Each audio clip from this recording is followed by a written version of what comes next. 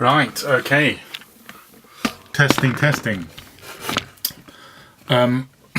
Right, hope that's all right. You can see me okay. So, in this lecture today, I'm going to talk about nuclear weapons. I'm going to talk about three things, really. One, the reasons for the spread or the proliferation of nuclear weapons. Secondly, the attempts that have been made to limit the development of nuclear weapons, basically attempts at arms control. And thirdly, the reasons why arms control is so difficult. So to begin with, the reasons for the spread, or as it's called, the proliferation of nuclear weapons. Important to recognize here from the outset, there are two types of nuclear proliferation. There's horizontal proliferation, which is the attainment of nuclear weapons by formerly non-nuclear states. So we can look at, for example, the attainment of nuclear weapons by India, Pakistan, Israel, and North Korea over recent decades. Those would be examples of horizontal proliferation. And then there's vertical proliferation, which is when you're talking about the further development or stockpiling of nuclear weapons by existing nuclear states. So examples of this would be the USA's development of so-called tactical battlefield nuclear weapons, or by Britain's determination to upgrade its Trident nuclear weapons system at a cost of, estimates are now between 40 and 100 billion pounds, despite being at a time, of course, of austerity and cutbacks in other services and so on. So these are the two types of proliferation, and to make it easier to remember, you can think of a graph. You'll have seen the graph, I think, in your workbook of the numbers of nuclear weapons that are held by the 9 nuclear weapon states. And if you think about it along the horizontal axis, that means more countries getting nuclear weapons, and then the vertical axis will show the amount of nuclear weapons they have. So vertical proliferation is literally piling up your weapons. Horizontal means more states getting hold of them. Anyway, so that's what we mean by proliferation. Why does proliferation happen then? Well, I want to divide this into two aspects. So first of all, we need to look at the reasons why states might seek nuclear weapons. And then secondly, we've got to look at the reasons why it's actually becoming more possible to acquire nuclear weapons. So first of all, let's look at the major three reasons why states might seek to acquire, and do often seek to acquire, nuclear weapons. I would say the major reason any state would seek nuclear weapons is as a deterrent. Nuclear weapons are so powerful that an attack against a nuclear state becomes virtually unthinkable due to the devastating impact of any retaliation. So nuclear weapons, the possession of nuclear weapons effectively renders a state invulnerable to attack. North Korea is a good example of a state that pursued nuclear weapons as a deterrent. It was originally targeted for regime change, so-called regime change, by the George W. Bush administration in the US as part of his so-called axis of evil, Iraq, Iran, and North Korea. So it was clearly targeted by the US effectively for an invasion. And North Korea's development of nuclear weapons were effectively a response to that. North Korea pulled out of the Non-Proliferation Treaty in 2003, the year of the war in Iraq, and became a nuclear state, or at least successfully detonated its first nuclear device in the year 2006. And as a result, really, the US no longer really considers a sort of Iraq-style invasion of North Korea to be feasible, regardless of whatever Donald Trump might say in his bombastic late-night tweets on the subject. Serious analysts don't really believe that the US would risk an attack on a nuclear state like North Korea. Now, the possession of such a deterrent has become particularly urgent for many states since the end of the Cold War, because the end of the Cold War brought about an end to the so-called nuclear umbrella, which had been provided by each superpower to their allied states. Effectively, the concept of a nuclear umbrella is, particularly during the Cold War, effectively if you were allied to one or other side in the Cold War, the Soviet Union or the USA, you were kind of under their protection and therefore under their nuclear umbrella.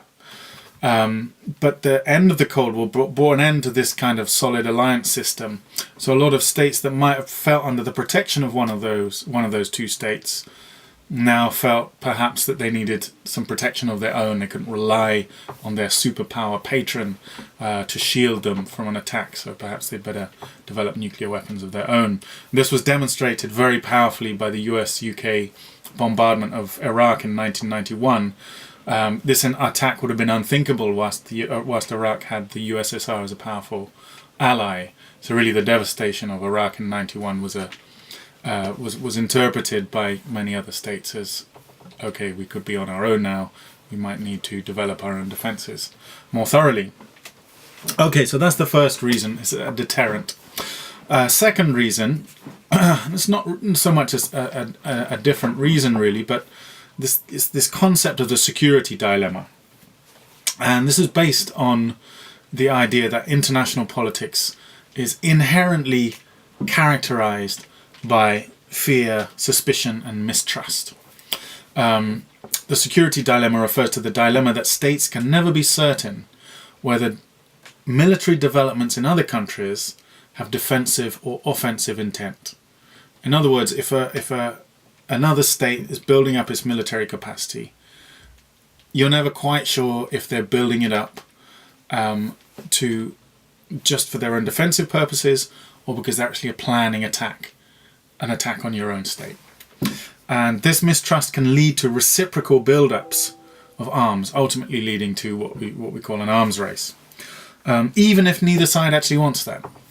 That's the kind of tragedy of the anarchy, as it's called, the anarchy of international relations, meaning the fact that there's no real law or kind of government overseeing how different countries relate to each other. So this security dilemma, this was clearly seemed to be the dynamic at work in the reciprocal development of nuclear weapons by India and Pakistan between the 1970s and 1990s. And it's really the tragedy of international relations that even if a state is, say, 90% sure that their neighbour's military build-up is not actually intended to be, as a preparation for an invasion, they can't really afford to take the 10% risk that it might be. And so they're likely to build up their own military capacity in response, just in case. And then the other side will see that and respond in kind. And before you know it, you have an arms race. So that's the second reason, this idea of a security dilemma, where because no state is quite sure of the other's intentions, it just leads all states to, if you like, fear the worst and always prepare for the worst militarily, which includes getting the most powerful weapons available just in case of an attack. Finally, states might seek nuclear weapons because of the prestige. There's a certain amount of prestige or status conferred on nuclear states, which gives the acquirement of nuclear weapons a certain symbolic value. As Andrew Hayward puts it, it confirms their membership of an elite nuclear club. A very elite club. At the moment it only has 9 countries are members. In fact, this might be a good exercise for you if you want to pause the video at this point, see if you can name the 9 countries that we know of that are in possession of nuclear weapons. So pause the video now. You can unpause it. Did you get them all?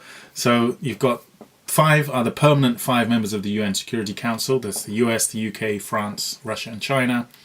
And then since then you've had India, Pakistan, Israel and North Korea have also joined the so-called nuclear club. So this idea of a certain symbolic value or prestige attached to the acquisition of nuclear weapons may explain why Britain, for example, is so determined to upgrade its nuclear weapons, believing perhaps that this will help it to maintain its status as a so-called great power. Ever since decolonization in the 1960s, Britain and the British states had a bit of a identity crisis and a fear of losing the prestige that it once gained from empire.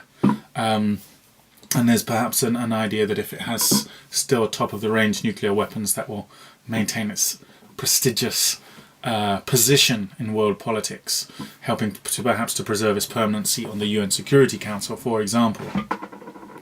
So those are, I would say, the 3 main reasons why a state might seek nuclear weapons. For deterrence, the inherent problem of the security dilemma, and then thirdly the sort of prestige and status.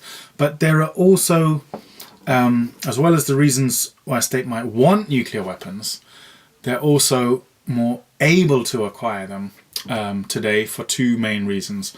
Firstly, accelerated technological development means that nuclear weapons, which were once only available to the most developed and advanced countries, technologically advanced countries, are now within reach of many countries. And this was clearly demonstrated by North Korea's attainment of nuclear weapons in 2006. North Korea is a fairly impoverished, poor, fairly underdeveloped global south country, right? So, and yet if even they can acquire nuclear weapons, this shows that there's perhaps many countries now that have crossed the technological threshold that would potentially allow them to acquire nuclear weapons. Second reason states might be more able to acquire them is to do with the spread of nuclear technology and nuclear materials, actually. Following the collapse of the Soviet Union in 1991, a lot of their nuclear material went missing, and there are widespread fears now that these materials are now being freely bought and sold on the black market. So that again makes the attainment of nuclear weapons more feasible today than perhaps in the past. The materials and the technology is more readily available. Okay, so these are perhaps some of the reasons for the spread and proliferation of nuclear weapons. Let's move on to look at attempts that have been made at arms control, at limiting the development and the spread and the proliferation of nuclear weapons. So the principal method of arms control since the Second World War has been through treaties and conventions, basically agreements between countries to limit or in some cases even reduce their nuclear weapons. So to quote Andrew Hayward, he talks about the establishment of, quote, security regimes. Here he doesn't mean regime in the sense of like a nasty government. He means a regime in the sense of a framework of rules. Security regimes to counter the uncertainty, fear and paranoia that are generated by the security dilemma.